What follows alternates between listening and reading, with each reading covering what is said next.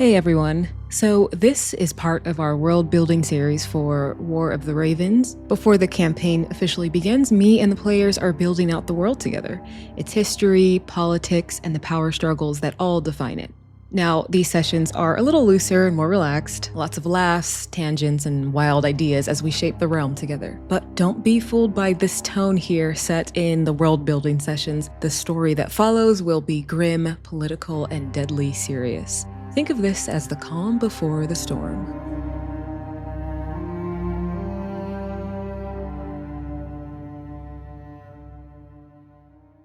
So now is the core loop. So now that the setup is finished, we're going to begin like the main game. Okay, so if I'm understanding correctly, here is what a player does on their turn. So we know who ruled. Our job is to decide how their choices shape the realm's rise and decay. So what actually happened between the lines of the lineage. So step one, we're going to start with Ibn, because like you're who I see first. You're going to pick a focus. Okay, so and this is what's going to keep the group on track. So each round, you pick a focus. You're saying, we're going to focus on betrayals, griffins, immorality, whatever, something. And then we all must frame our suggestions, answers, everything around this focus. So we can read the period.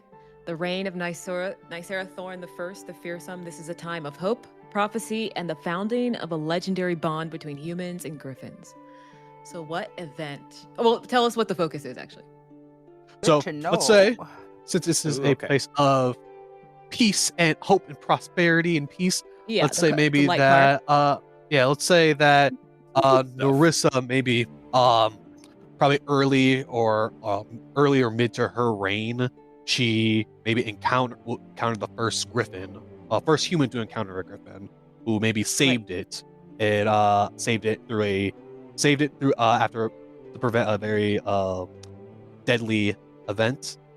Maybe it was about to be harmed or killed or murdered by hunters, and she was stepped in, saved the griffin, and the griffin was a legendary elder creature that had influence and gave that created a pact between griffins and humans. Ooh. So, is it like all humans and griffins? Sorry. My guess would be more her. Mine would be thinking just her reign, just in this era, just her and her people, her kingdom, her reign of people, which I think that would be everyone in the realm, right? Yeah, but they are tied. They're tied to her bloodline. So, but they are human. So. Gotcha. Okay. So yeah, so that way it's like with the griffins being say all humans and having them basically be very taboo to ever harm or hunt them. Basically, doing so would basically cause cataclysmic events of, griffins will go hostile, they'll start killing everybody and raining start wiping out people, or it's just something that is very so ingrained in history that what they're doing is really, really bad, that it nobody even thinks about trying to kill a griffin because it's almost like a holy or sacred animal. Right. So what's the event? You still haven't added it in. Okay, let me type it in.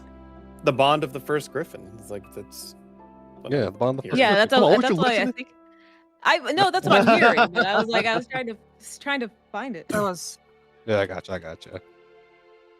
Nested inside that event, you can create scenes. I've read that scenes just make this world building process go by longer, and I think Street Magic had something similar where we skipped it. Yeah, we did one or two scenes, and then we're this is taking too long. It's gonna take too long. Yeah. It's you could play out if you have a question of so how did she first bond with the griffin? And then you play out a scene of her bonding with it. And you're okay, it just takes too long. Gotcha. Okay, so then we'll go to Michael, because you're who I see next. You can add your own event, something that happened after, or something that happened before. You'll see the arrow with the down. Okay. and we're still playing with the first period, yes. Uh-huh. Until we go through everybody. I'm going to say that after Nicera bonded with the first griffin and therefore created this pact with these creatures, she went on feeling as though this was like a gift to her from, like something beyond her, greater than herself, has decided that if she could bond with us, she could unite all these these nations around each other. So she goes on a unification crusade to try to unite all of the kingdoms under one banner so that everyone can prosper. Because now she had an edge. She had something that could rival them or overcome them, which was the griffins. Oh, I like that. And it's almost like you read my notes. No. Creepy. Wait a minute. No, I know I didn't actually. I just understand fantasy. Mine's thinking No, I have world building notes because of that power that she got and respect from the griffins. That's how like the realm was united because of that. Yeah, it's a crusade because it wasn't easily done, but there were fights and things like that, but she swept through and had griffins. Yep. Yeah, all the horses, you got griffins. Yeah, yeah. The horses getting scooped by griffins. Yeah, that's what's happening with that. The two-fisted them. Yeah. Oh, no. Okay, and so is this a light event or a dark event? Ooh, I don't think this is a. Could there be? Well, that would be. How would she? I'll say, how would the unification or her process? It's her being a hopeful light ruler.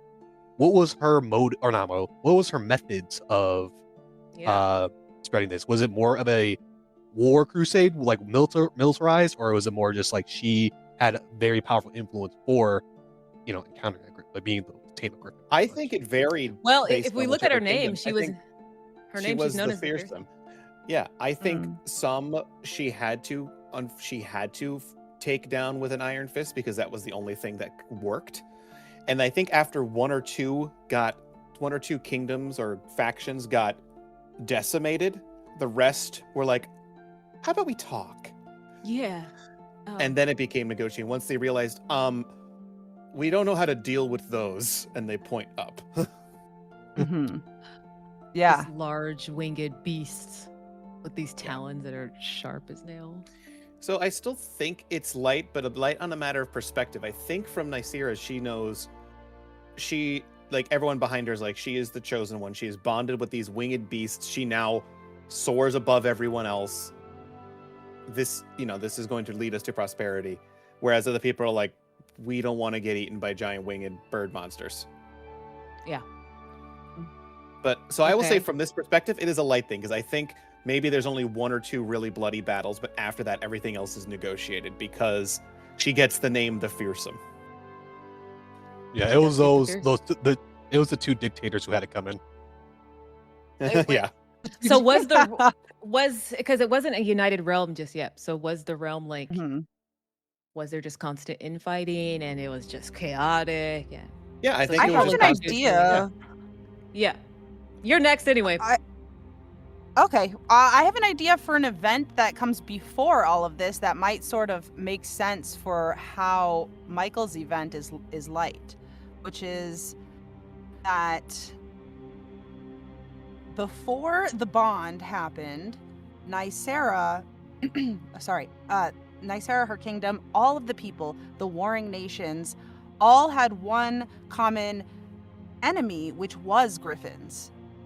And she had this random encounter with this one griffin and decided to save it. And then she basically allied griffins with people. And then she became beloved because she took a huge foe that was an enemy to all people and turned them into an ally. Oh, that's a good one. We go in full How to Train Your Dragon. Okay. We're cooking now. Okay. So we ball.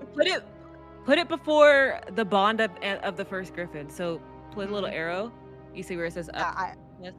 I got that. Is it a light event or is it a dark event? Well, to me, that makes Michael's event light. Because, like, the previous, I'd say the event that I'm creating maybe would be dark, right? Like, so, warring nations, let's see. Warring nations, so the griffins are like menaces too. At odds with each other. People. And griffins. Okay. Griffins. Cool. We're cooking now, everybody. Griffins were common enemy to all. And then we'll say that I'll say, okay, I'll do this as a dark and then save. Yeah. And then the bond of the first griffin happens, which is sort of an anomaly, right? Like, why would you bond with these evil creatures? But she does. And so in Nicera's Unification Crusade could also be included, like, the allying of humans and griffins. Yeah. Therefore, Nicera's Unification Crusade. And most nations would want to get behind that. Yeah. Okay. Very much if this, then that, yeah. Mm-hmm. Okay, so let me... where is...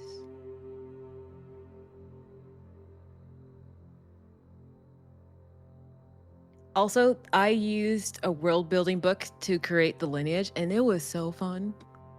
Like, the rolls I was getting was crazy, and I was like, this is awesome. Oh, what was it?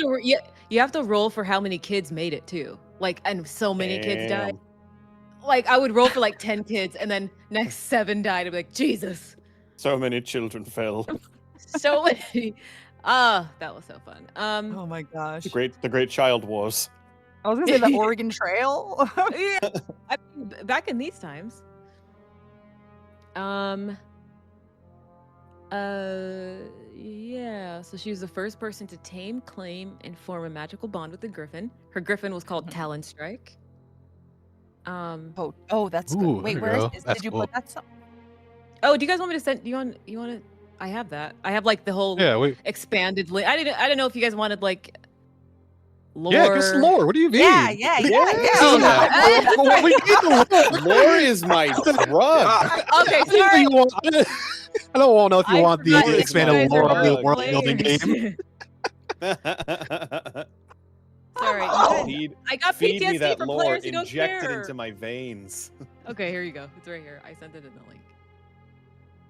But I've played with players who I just know won't read it, so like I like it, but and this all came from just like that role playing game, not that world building. It's called Lineage Epoch Edition, and it was, or is it Epoch? Epoch. And the roles that I was getting were random, but somehow they fit. Like her son, like one woman is actually crazy, and her reign was only 5 years. And I was like, well, thank God it was only 5 years, because she ended up being absolutely crazy. And why was she crazy? Because what I rolled was her father made a deal for her to sell her firstborn child. And that was just a roll. And then the next roll was that she was known as the crazy or something. And I was like, this is awesome. Like the roles were just making sense with each other. Oh, I love it. Then I'm like, well, who's her son then? Or I know, so that's next. That's Nerion Thorne the first. Okay, so I sent you guys the lore. So you added yours, so I got to add an event. After unification, what would have happened?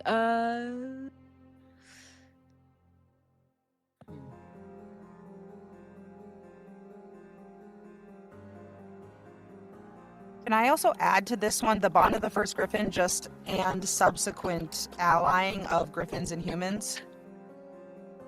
It's up to Ibn. He's the lens. He's the focus keeper. Oh, so I was reading deep into this lore. So can you repeat that one more time? I said, could I just to edit your event, just add to it like the subsequent allying of the human. So the bond is a given between the two of them, but then now griffins and humans in this and in all these nations she's sort of, you know, trying to win over are allied. Yeah. Sort of thing. Down for that. Yeah. Let's do it. Just so that the next event makes sense. Narrative. Yeah, let's do it. I'm gonna call it the Thorne Prophecy. That is an event. So someone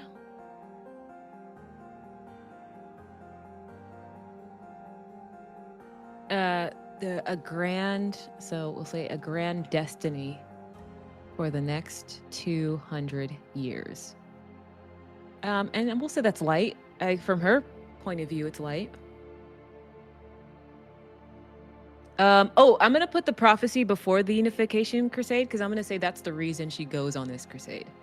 So she has this prophecy that's like, you guys are destined for this. And so, yeah.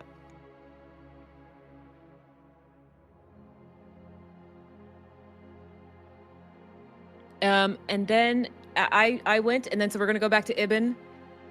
What you're going to do next is for the next person. 1 second. You kind of declare something. 1 second. Tell the next player what their turn must be about based on what you just added. The next player's turn begins, and they repeat the same core loop. Let's see here.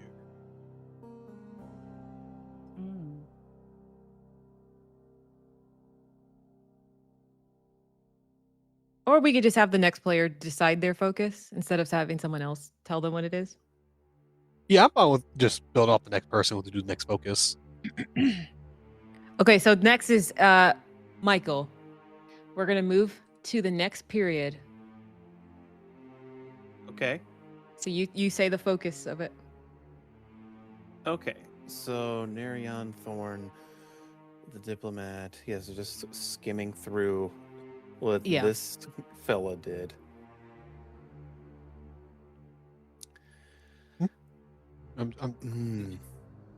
I just like that I rolled that he made a pact with the mysterious stranger, agreeing to forfeit his first grandchild. And then his daughter becomes known as the Mad. I just love that. I think she went mad because she had to give away her first child. I'm going to say the focus here will be an era of deals made and broken. Okay.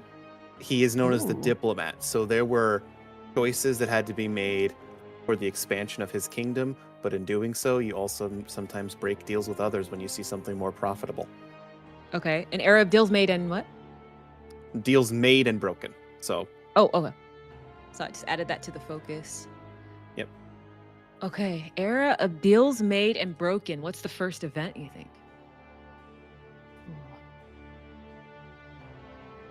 I think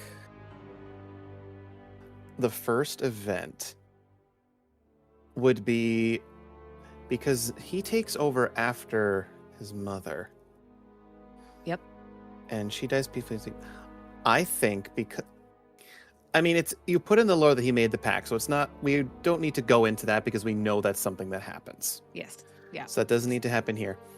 I think I'm going to start this with a somewhat dark event.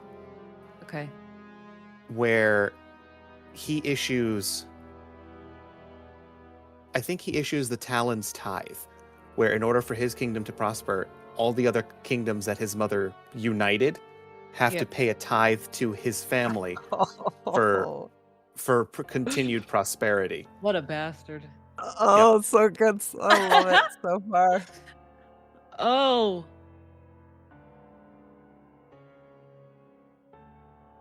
Of course, him and his kingdom are profiting, and they're like, yes, it's a great idea. We need.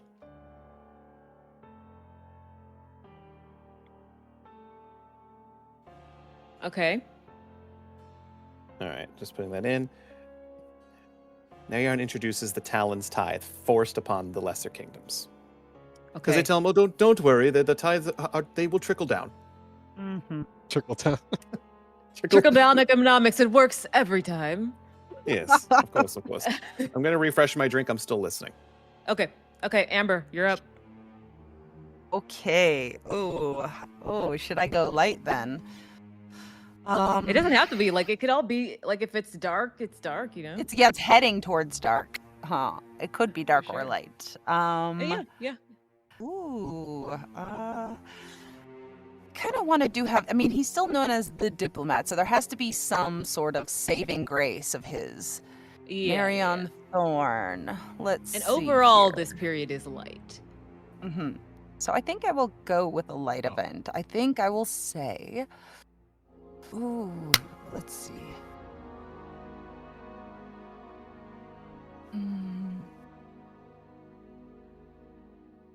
He did form new alliances for the good of the realm, he says.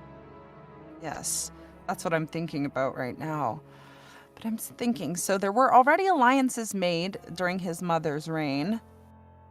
I was just thinking, if we were to backtrack a little bit, for the unification process of the first era, we can say that maybe it would start off as like, maybe before it became 5 different rulers, the 5 realms, it was just her own area, her own realm that had its own infighting. Then when that was taken care of, then if she started doing her she didn't basically got all 5 realms at the brink of it. It started kind of slowly building up until now, where it finally became 5 rulers. Right. Oh, you're saying the unification took some time. So this is the crusade just started, but it didn't end with her. It didn't finish with her. Okay. All right. So maybe her son continues the crusade? Yes. And maybe, let's say that this pact he made with a mysterious stranger, agreeing to forfeit his first grandchild, had to do... In the extra lore doc, it does expand. It just says that because if you agree to this, it promises a golden age. So during his time, it is prosperity. Okay. But you lose your first grandchild. So, but Nicera said no, because my line is very important. I'm not forfeiting anybody. This guy was like, my mother's dead. I don't care. So, yeah. Okay. Good to know. Oh, okay. Let's see here. Now I'm trying to think.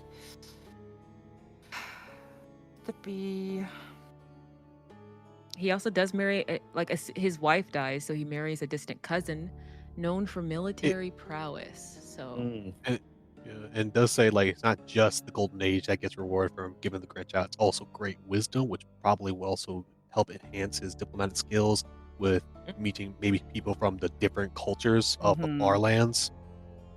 He got a buff. He got a charisma buff. Yeah. Charisma wisdom buff. I'm going to say all it cost me was my grandchild. Yeah. Oh my gosh, that's so dark.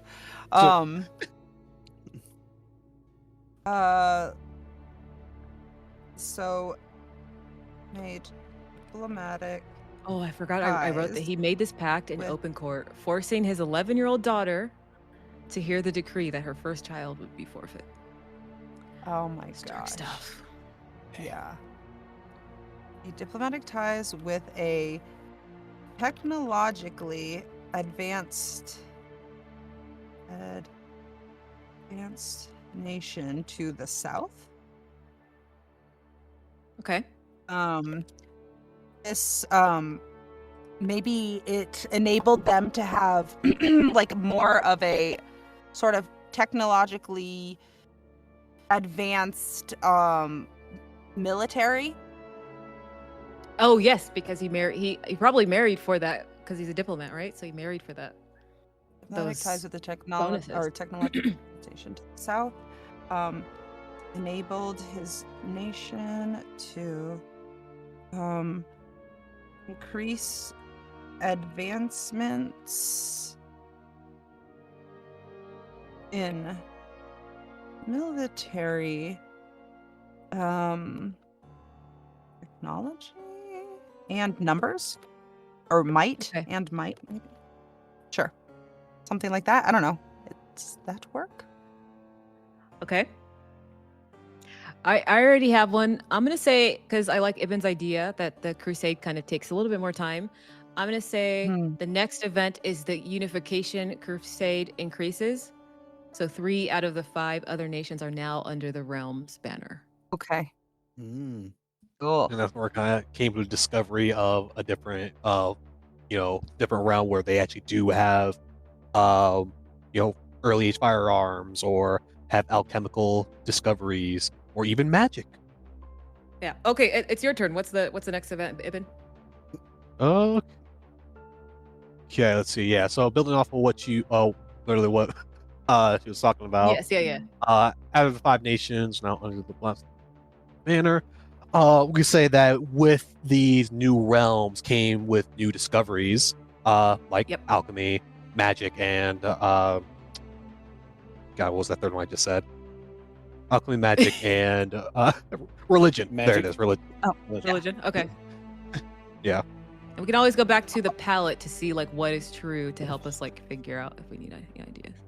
Okay. Yeah, let me go ahead with my limited early age firearms. Add my event. Forbidden alchemy. There are wars, but maybe that'll come in the next one because that's a dark age. Yeah, they'll kind of add into the they'll add in when the war kicks off. It's like a powder keg. Get all this cool stuff, getting great things. Yeah. Can't last forever though. Yeah. So I think I'll write this out, but basically what's going to be in the expansion of these nations came the discovery of alchemical different religions and traditions and even magic. I think this will be before where magic actually becomes like taboo and forbidden. I think it would be called like alchemy, maybe. Alchemy. Oh. Yeah.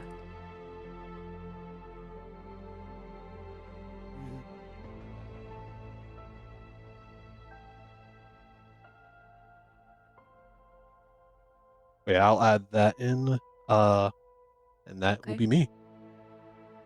Okay. Hell yeah. Amber, you're next. Ooh. Am I doing the focus, or are we doing another event here? We're going to a new period. Time. Okay. Yeah, it's for Nicera Thorne II, named for her grandmother, the Mad. Hey. All right, well, I already mentioned what I'm interested in with this, which is a cruel and paranoid queen whose reign of terror ended when she was executed by her own people. Mm-hmm. And listen, I rolled all of that, and it was great. You're like, that was the most fun part of it all. I know, it was awesome. When the dice are like helping you.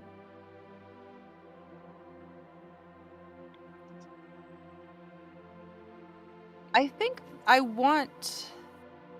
Oh, I don't know, because I don't really want the focus to be something about what happened on the previous period. So, but I am definitely interested in jumping into like sort of what happened to her firstborn child. Ooh. Do you want that to be the focus? I kind of do, but it can work. No, it can work. Yeah. That's good. Where did he go? Okay. I know some of you guys watch Arcane. Yeah. Not only Arcane, but like the Targaryens have a whole bunch of bastards and like people who you don't know who went where, and bloodlines. Like that's one of the palettes, right? Prophetic bloodlines. Yes. Okay. So do you want it to be like the focus is about the child? Is that first event like? Is it an actual event like her letting him go? Which is like, would it be crazy if she was like allowed to have him for like 6 months? Like what broke her? What made her this cruel and paranoid? I think with her actually, when she was born, that deal in the back of her mind saying that your child's going to be given up to a stranger because that was the pact. Yeah, the father made the pact. Yeah, it said so. So once she had the child, she basically became paranoid, overprotective. Probably try to enhance her power, try to find a way to go try to counteract or find a loophole. Go scorched earth on wherever she thought the stranger was. Rule. Like, if the rule is she has to give up her firstborn child, but it doesn't say when she gives up this child. So she raises this child for what, 4 or 5 years, and then it's taken away from her. That's that even would make worse. any person absolutely insane. Yeah. Yes. That's really cruel. But to remind you, her tyranny lasted for 5 years, and then she was killed. Right. So that would be after she went insane. So she could have not gone insane. She could have not claimed the throne when she had her first child. That's true.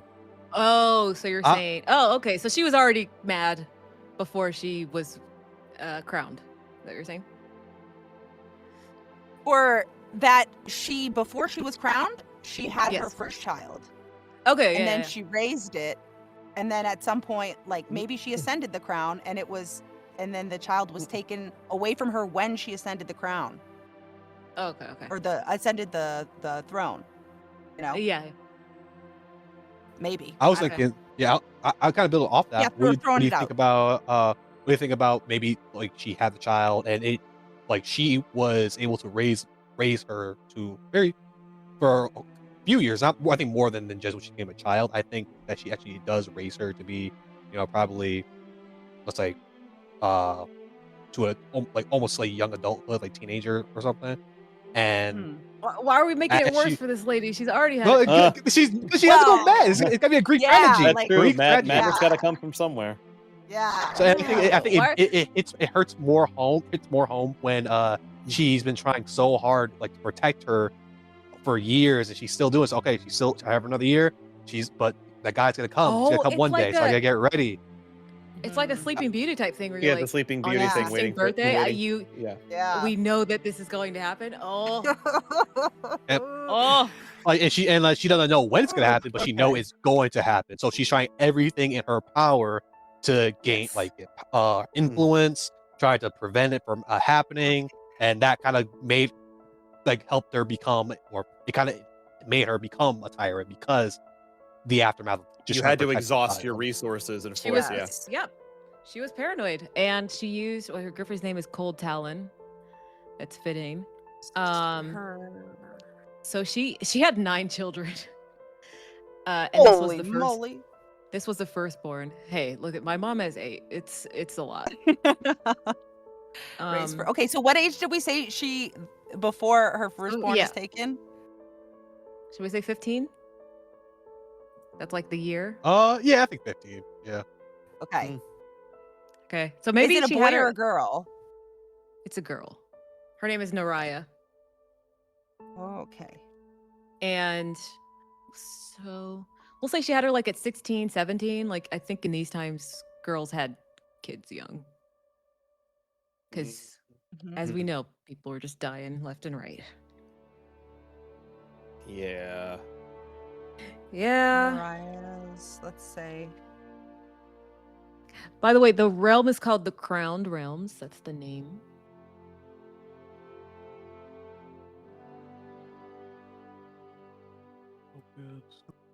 And the capital is the Stormheart Citadel. I have all this information. I'm going to send it to you eventually.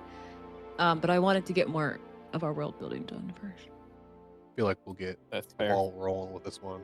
It seems like a fun era to make miserable. Crazy. I love dark eras. Yeah, this is where the shit starts to pivot. All right, I think this is dark, so we'll go dark. You said you think? Yeah. This is dark, my friend. Oh, you know what? So let's see, and then I will add an event. So she's mad. She's paranoid. I want her to do something absolutely crazy because the people hate her enough that they're going to kill her in just 5 years. So what does she do? She's trying to instill terror. She uses her children to instill fear with their own griffins. And she's going to all of the. I think maybe this is where the Unification Crusade actually finishes. So I want to say this event is the completion of the Unification Crusade. Ooh. There are some fucked things she could be doing that will get everyone to turn against her that I'm thinking about. The I'm gonna say possibilities are endless. Yeah. So I'm going to say she employs her children to instill fear on the last two straggler nations. Okay. They're pillaging, and what else are they doing? They're stealing crops. They are Committing war crimes. stealing. Okay, Cutting we'll their just say food war crimes. supplies. Yeah, committing like cutting off food like essential supplies, holding hostages, prisoners, like trapping trapping like whole villages or cities with those griffins. Sieges. That's what sieges. Torch the fields and salt the crops. Yep. I'm gonna say she continued on even after the final nations kneeled. She didn't think it was enough. And with and this is definitely dark. Yeah, it's gonna be a whole dark era. This might be a whole dark era. I think May so. I go next? Yes, Ibn's next. Okay. So, what if we take off the daughter being taken on their 15th birthday and then she's going mad? I think to give Narissa that fuel, I feel like that there still need to be like some sort of why she would being this aggressive. I think instead of her being just taken out like a whole ceremony because like, oh, he's back here, he's my granddaughter or my daughter, I think it should be more maybe with her already being so paranoid and trying to protect her, that kind of drove a wedge with the daughter, and she just ran off into the arms of the stranger. The daughter ran off, you saying? Yeah, daughter ran away because of like her, like basically she already sees she's going crazy. She's being aggressive, trying to expand the war, and has like some sort of a fixation on her specifically. I would probably assume that Narissa wouldn't tell her daughter that she's going to be taken away. So that kind of just drives her to say, okay, I'm causing so many problems. I'm just going to get out of here. And she basically runs away.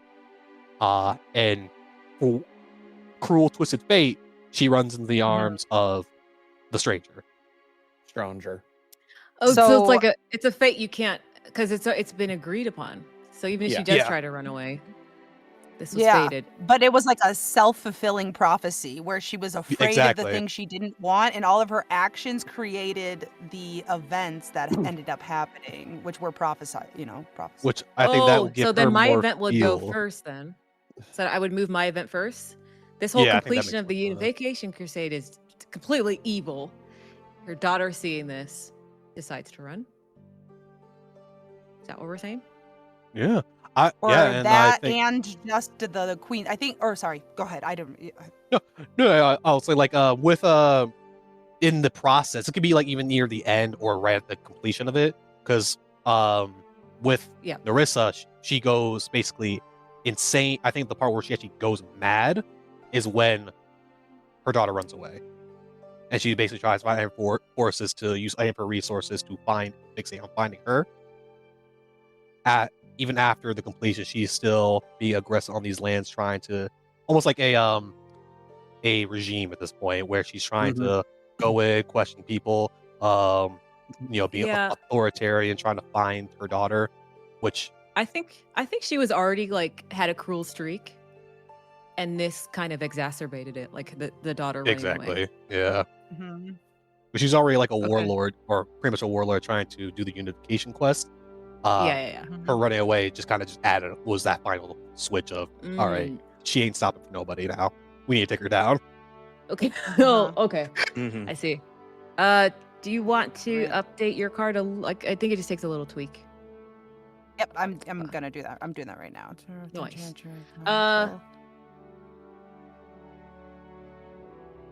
Okay, so right now I only have I have Valmir, which is the country that the state, like the capital where the crown, where the Stormheart Citadel is. But I'm gonna work with you. I wanted to work with you guys for the other 4 nations. It's 5 nations coming together under one. Mm-hmm. I think is how. Okay, so yeah, that's all I have, and I was just waiting to work with you guys. For the other kingdoms. Okay, Michael, are you ready? Yeah. So let me see. We have. I need to end this. Yeah, I just want to see where this other piece gets put. So people are upset with her, despite the fact she fulfilled her family's prophecy of uniting the kingdom. She did everything she could, but was driven to madness because of the prophecy that her firstborn child would be taken. And that whole mantra haunted her entire life. And then when her firstborn child, as we said, she lost her regardless of how much she tried. Yep. I think she acts emotionally and does a thing that turns everyone, including her own family, against her. And it is called the Night of the Broken Cribs. Oh, okay. No. She, in a fit, thinks the only way to right this wrong is to make everyone else suffer as she has. She commands an elite small group of Griffin riders to raid every home to claim the firstborn child.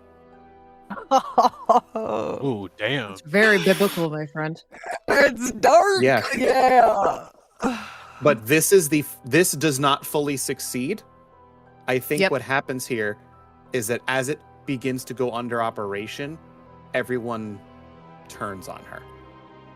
And because the only people that can ride griffins are of that bloodline, so she would have to send her children. So maybe they don't agree. This is too far. Yeah, I think that there's some infighting between the children, and some of them turn against their mother, and therefore open the floodgates for the mobs of people to come into the kingdom. Because you can have griffins, but when you have the entire population of this kingdom you own slamming at your door. So I think that's what happens. She tries to do a biblically terribly evil thing, and that's when her family breaks from her and feeds her to the people. Yep. And that's the 5th year, everybody. They're fed up at this point. Okay. Add it in. That's good. Yeah, I like it. Okay, so while you're adding that in, we will go to the next period. And of course, if there's any changes for other periods and events, we can always tweak.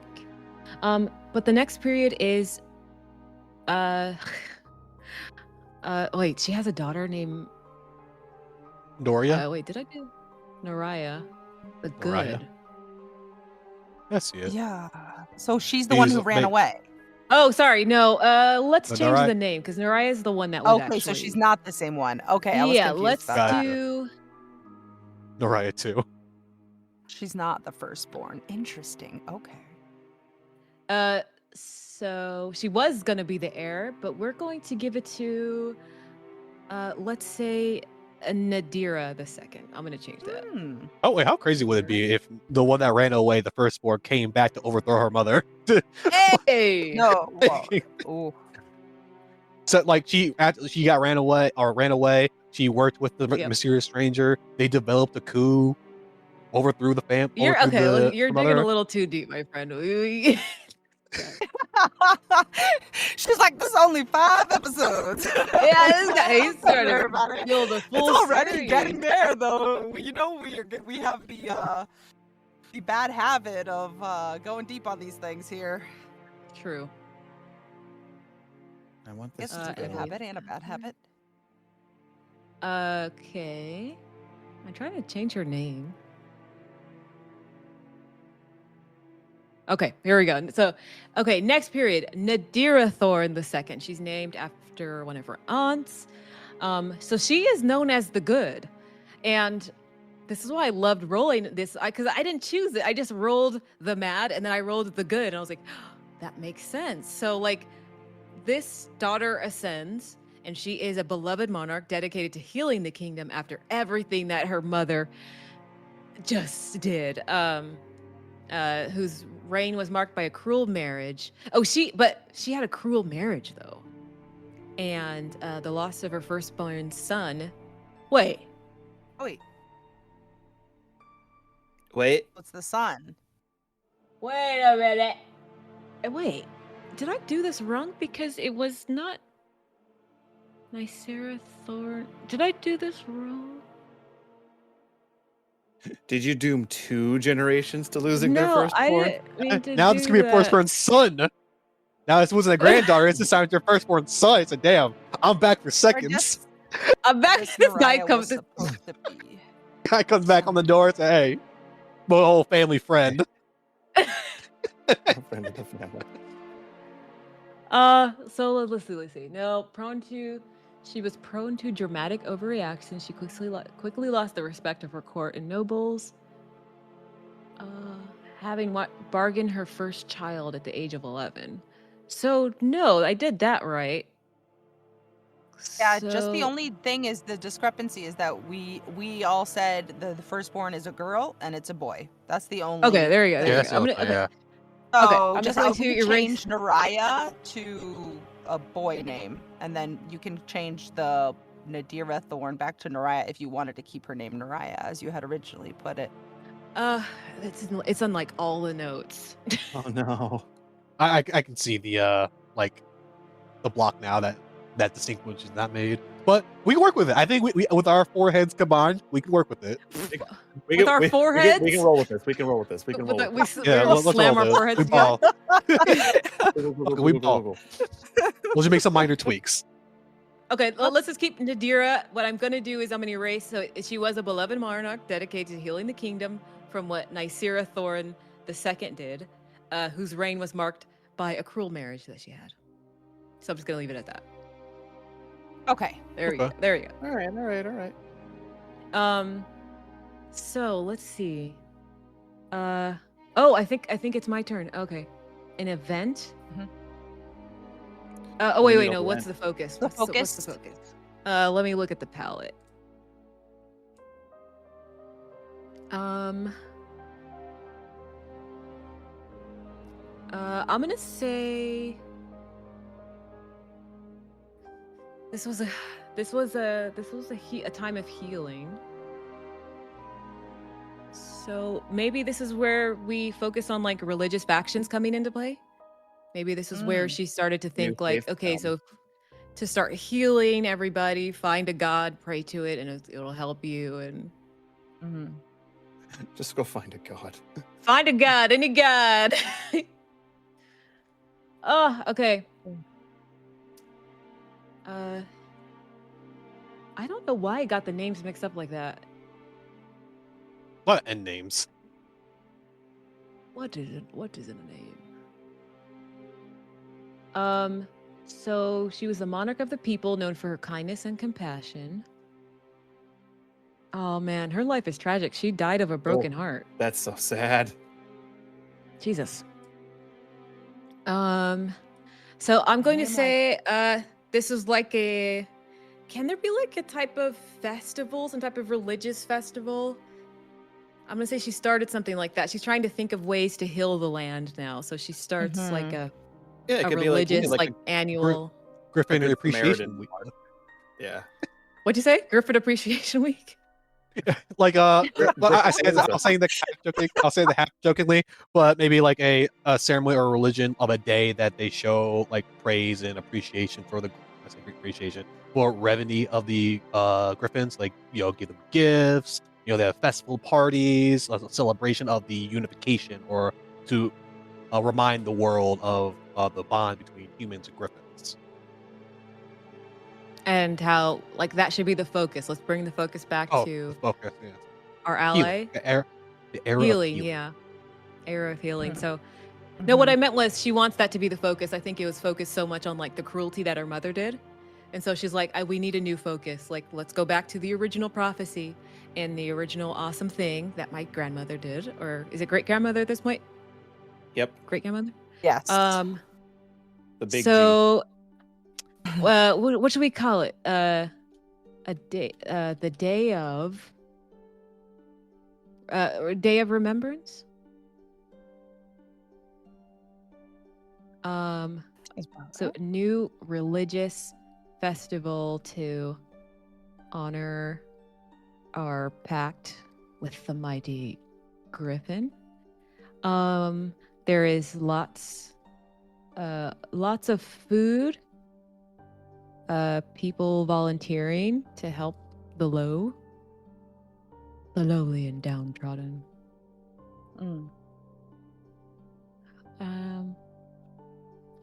A time to be merry. What is the religion? I don't know, but it's a day of remembrance, and now it's I'm gonna say this is an annual festival, and probably still goes on to this day. Yeah, I like that. I like it. Okay. But she unfortunately had a horrible marriage. And it's so unfortunate. Her life is so sad. Because she was so kind, but her husband was horrible. It's probably some type of trauma where you're like, oh, I just married my mother. You know what I mean? It's so. Oof. Yeah. So okay, Ibn. I think also we can add.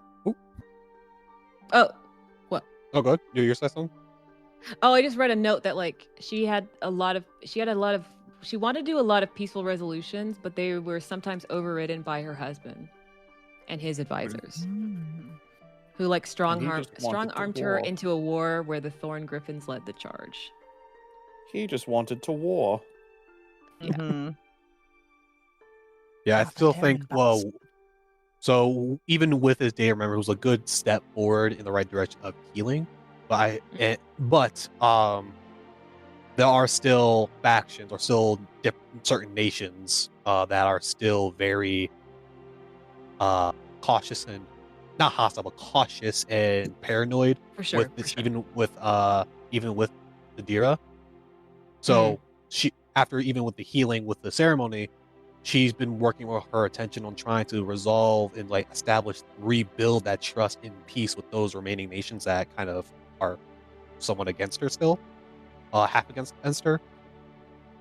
And with her being very front forward of just wanting to be diplomatic, be peaceful, negotiation talks, husband these guys don't know. Look, they don't know the Thorne family. We have griffins. We can show them and establish our power. But listen, they have griffins. What do they have? Horses? They got horses. My grandma griffin can take and double fist those things.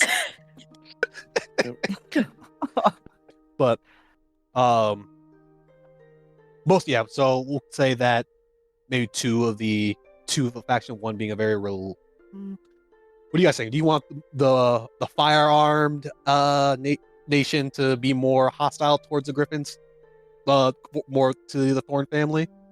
I think so, because I think the griffins' menace is the driving force behind their desire for progress. They're like, we can't stop these things. So, because it's only a matter of time before a rival king will be like, how do we kill these griffins? There's going to be something that's going to be capable of fighting back and giving us an edge. And you're basically making your ye old anti-air rifles. Yeah, it's basically their version of a nuke for deterrence. Yeah, right. We said we have, but then if they're making things to shoot down griffins, then they're going to make armor for the griffins. And then now we need armor-piercing bullets. And it's never wearing armor. They're wearing armor slows griffins down.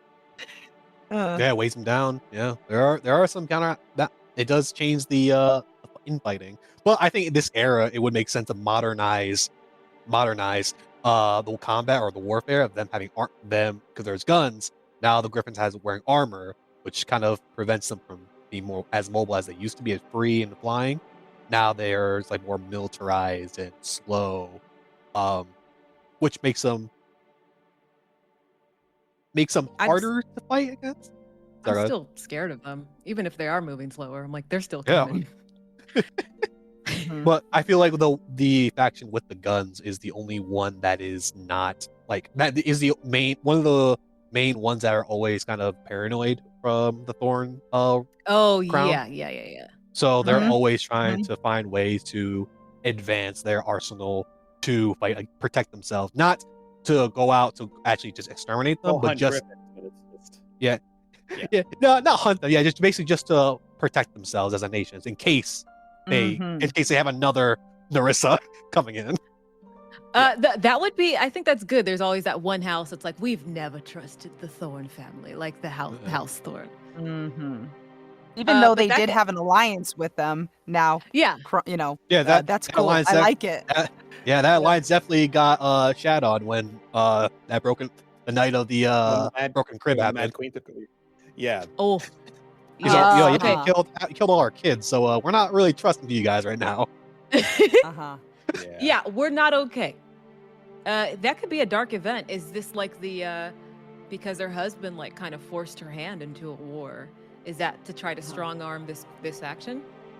Yeah, I think with since that firearm faction was the most stubborn, I guess what holding out on them the most. The husband kind of stepped up and said, "Hey, all right, they're not going to take negotiating talk. They're not going to take peace. We got to show them how we do things." What should we? War. What should we call this? What are like little wars called? This nation, like skirmish.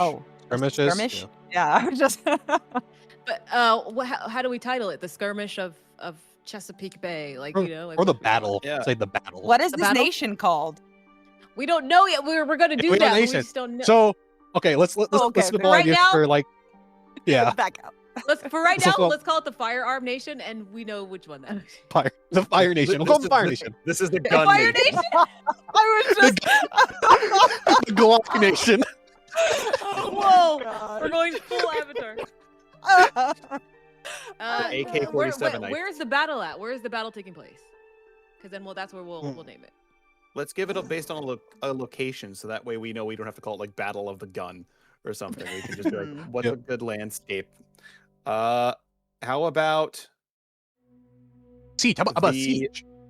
How about we do a siege? Yeah, a siege. Like, let's say that the husband did would organize a siege to the Fire Gun Nation, which they actually had to use to protect themselves, which on their land they were protecting. So they were justified to using those guns. They shot down and attacked, defended themselves against the assault of the siege. Okay. So let's call it the Siege of Firearm Nation, and we'll update it. Yeah, Siege of the Fire Nation. The Siege of the Pew Pews. The names. Pichu.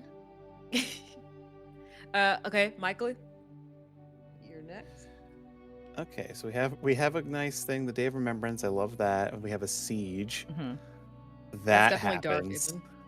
That's definitely people be sieging. People be sieging. The Siege of the Pew Pew Nation. I know, it's just so literal. No, I was kidding. I said I'm gonna add more into it. I'm just trying to get. It's a placeholder. It's a placeholder. I saw I didn't put in my other event for the previous period. I gotta keep up. Hurry up, Vivid. You're like, I'm gonna write it in. I'm a slow typer. I'm like more. My brain is so engaged in the conversation I can type something in. It's okay. I'm recording all of this, so I have it. It's like we have a little. Yeah. So the title is just fine. Let me find the husband's name again. But Michael, you're next. Yes, I think I have something here. I think another way that Nadira tries to earn back the faith of the kingdoms that her mother so brazenly burned is I think she gives them a seat at the table where things things happen. It's no longer primarily her family and advisors doing things. I think this is where we get I'm going to just put a bland name now, the Council of Five Eyes, where there's an ambassador from each of these kingdoms that gets that diplomatic immunity to live in the Central Kingdom, to understand what's going on, negotiate things, and speak the voice of their respective nations so that they have a say in what the ruling family does. And that's one of the major ways I think she wins back faith, is by giving them a seat in the room where it happens. Okay. Okay. I love it. I think that's great. Okay. I will go ahead and add it. Okay. Amber? Do you have a name? Sorry, I have your notes pulled up, but I haven't read through at this point. Do you have her husband's name? No, because they were less important. I rolled when I was rolling for the lineage. It's just a distant cousin known for cruelty. We could come up with the name. Usually they start with an N or D. The males seem to do D's, right? Because you have Davos or something further on. Yeah, yeah. But there's Nereon. It's N or D, whichever. Oh, okay. I'll just, for right now, so we don't have to, I'll just say her cruel husband. Let's say Deer's cruel husband meets his end, dying a mysteriously young, well, not young, but like, I mean, he's not super old, so like dying of mysterious complications. Yeah, mysterious circumstances. Nobody knows. He died of mystery dysentery. Yeah, years. That'll get you, man. You gotta watch out. You take one step, and next thing you know, you shoot yourself to death. Yeah, Okay, so what do we think about, because I'm thinking, okay, so the husband dies. Maybe this leaves room now for this council that Michael has introduced to sort of have religious influences pushing on them to then open up. So now each of these, like, I guess individual nations or whatever, these areas now are allowed religious freedom or religious sort of autonomy. I think I love this idea. We've decided that it's the husband who wants to lay the siege on the Pew Pew Nation. Yeah. He thinks he's just going to roll in, be done in an hour, and have this place. I think this siege lasts months. And I think his health begins to decline. And whether it's through subterfuge or just being out literally in the trenches for that long, he dies of illness. And because of that, Nadira can step in and be like, okay, we're stopping this stupid siege my husband started. Let's bring everyone to the table and hear your demands. Let's see, how long did she reign? She reigned for 30 years. So maybe the siege was towards the end of her reign? That makes sense, because people die in war not just from getting shot at, but they more so die from disease and injury, so... That wraps up this world building session for War of the Ravens. We've still got more pieces of the realm to shape before the campaign begins, so stay tuned for the next part.